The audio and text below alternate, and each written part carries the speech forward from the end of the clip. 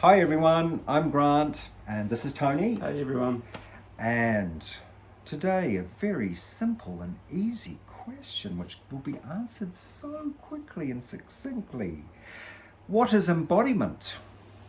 Take it away. Pressure. What is embodiment? For me, when I was first told that I needed to become more embodied, I had no idea what that meant. And I spent a lot of time in my spiritual journey meditating, being in conscious states, and removing myself from my body and going into the higher realms. And what I mean by higher realms is, the esoteric spaces, and not being present in my body. And so the biggest piece for embodiment for me is actually being present in my body, and just being in the moment with my body and feeling into the subtleties of what's happening in my body and what's going on, and actually learning that my body has its own form of intelligence. And so Absolutely. my mind tries to take over, my ego state tries to take over and override my body's intelligence. And what I've learned with Tantra and the stuff that I've done is to actually listen to my body's intelligence, because it's a lot more subtle than what my ego mind is. My ego mind is like, hurry up, let's go, boom, boom, boom. Whereas my body's intelligence is softer, gentler, and from an energetic space is more in the feminine realm. Whereas my ego mind is more in the masculine, doing. And so it's about slowing everything down so that I can listen to the body and listen to my body's intelligence, hence the word embodied. So I'm in my body, listening to my body and what's happening. So I'm becoming more embodied through that process. That's powerful. So if someone wanted to learn a particular practice to help them become embodied, that's very simple, that can be done anywhere and at any time, is there something you could share with us that would help with that? Yeah, I mean the three fundamentals, and you talked about this, breath, sound and movement. So you've done, the breath version, and I'm going to do the movement version. So a big thing for me is shaking. And so actually I breathe first, I settle my body, and then I start shaking from my core.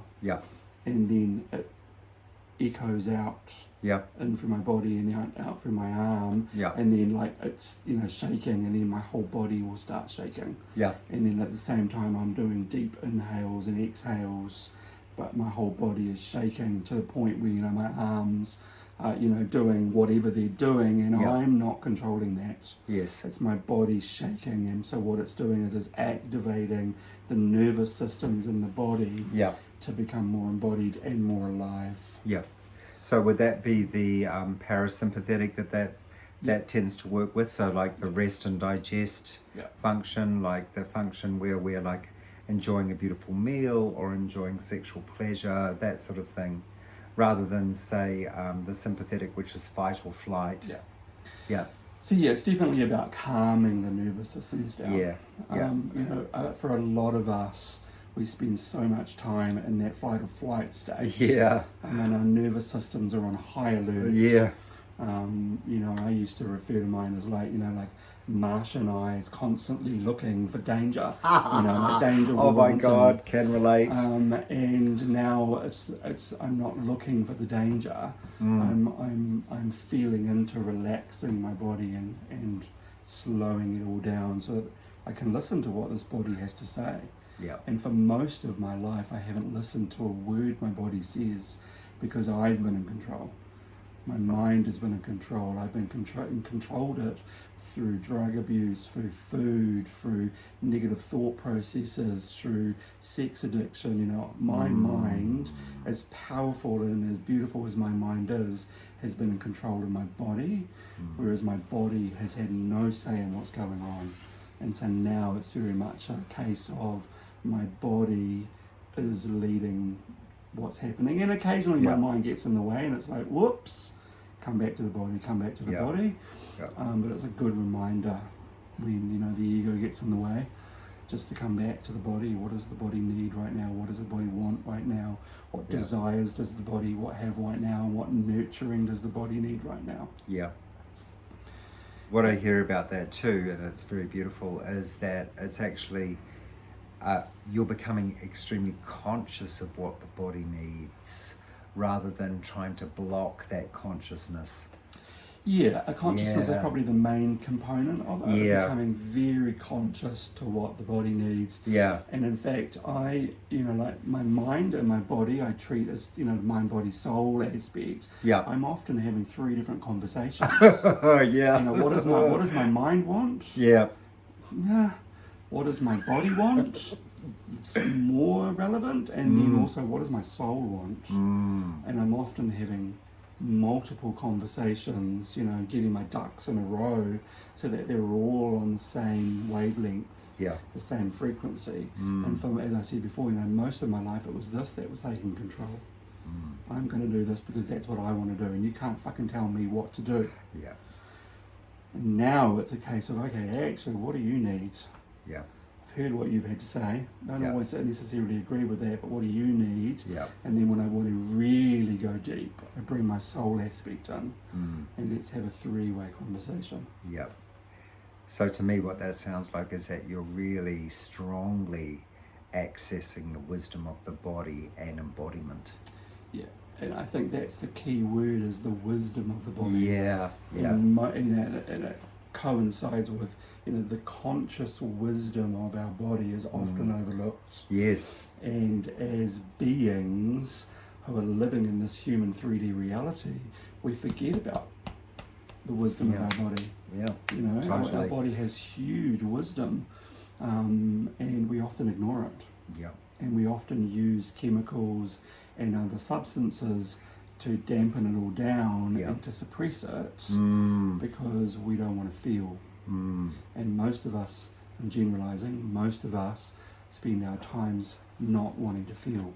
Yeah. And our body's wisdom is about feeling. Yes. And we don't want to do that. Yeah. Because for a lot of us, feeling is trauma related, feeling is difficult, hard, sad.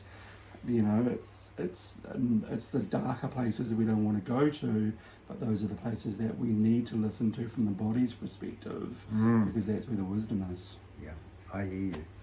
Also, I love what you were saying about, looking at those areas, because also when we start to do that, naturally we start to unlock the joy of embodiment, to the ecstasy of embodiment, the delicious juiciness of embodiment, which is so there. So it's such a beautiful aspect of embodiment.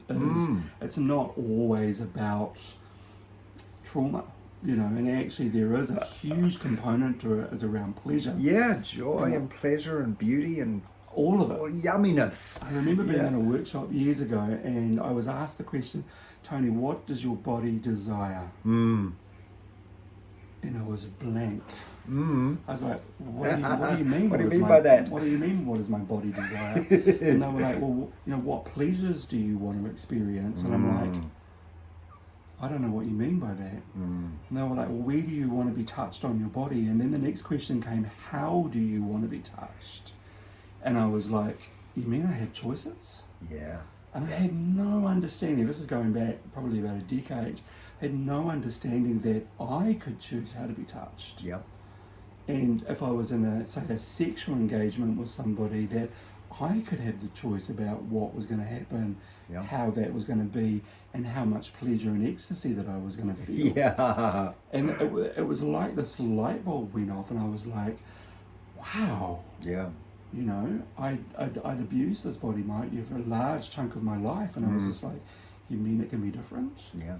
And I remember we were doing an exercise, and I had someone touch me in this part of my arm, and my whole body activated, and it was like I'd almost had this full body orgasm without actually ejaculating. And I was on the ground like shaking, and all this person had done is touch that part of my arm. Yeah.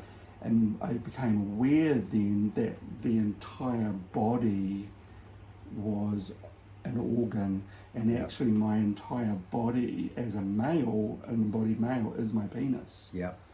Which from a pleasure and desire perspective, however many inches we have between our legs is the smallest part of our body. Yeah.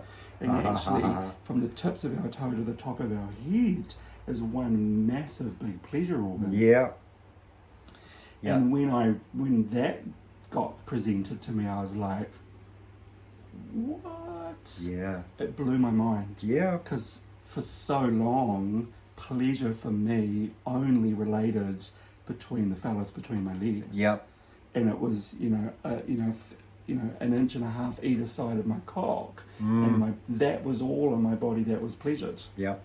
And I was like, well, that's just ridiculous because I'm 6 foot tall. There's this entire part of it, there's all of this that's being ignored. Yeah.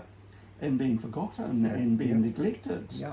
And then through my practices with Tantra and doing it, it's like every part of my body can be pleasured. Yeah. Every part of my body can be in ecstasy. Every part of my body can be like juicy and delicious and activated through the different methods and tools that you learn through Tantra. Yeah. Totally. And that for me is, it's the multi-dimensional aspects of being embodied. Yeah. I totally hear you, and it's about awakening the entire body's orgasmic potential. Yeah. And understanding that actually is part of it. So folks, it is true, there is such a thing as a full body orgasm, and over time when you practice Tantra, sooner or later you will experience it, and it's like nothing else. And I suppose the bigger piece to this is actually this becomes your life. Yeah. Your life force. And so everything becomes an ecstatic, like the trees outside, the grass becomes beautiful and juicy. The trees, the water, the wind against your skin, everything becomes this juicy, ecstatic, moving, breathing reality. It changes your reality. Yes, it certainly does. We're getting a bit deep. Well, thank you so much for that beautiful conversation around embodiment and the ecstatic body, the multi-orgasmic body that we can access through that practice. You're welcome.